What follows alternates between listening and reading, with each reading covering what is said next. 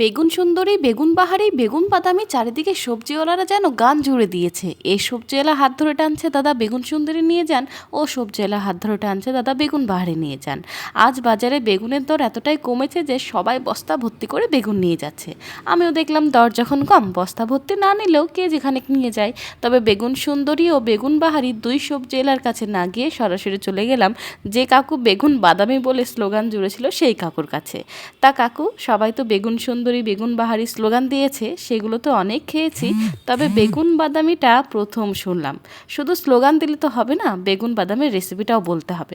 নইলে চললাম বেগুন বাহারির কাছে। বলতেই কাকু বলে, দাঁড়া বা দাঁড়া, সে তো আমার গিন্নির রান্না রে, খেতে তো সুস্বাদু হয়, তবে রেসিপি তো জানা নেই। তা বললে শুনবো না, লাগাও কাকিমাকে ফোন। কাকু ফোনটা লাগিয়ে আমায় দিল। পুরো কাহিনীগুলো বলে কাকিমার কাছে রেসিপিটা জেনে নিলাম।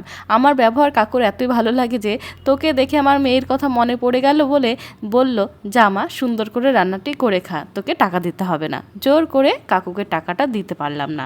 বাড়ি এসে নতুন কাকিমার রেসিপি অনুযায়ী বেগুন বাদামি রান্না করে আহা তৃপ্তি করে দুটি ভাত খেলাম।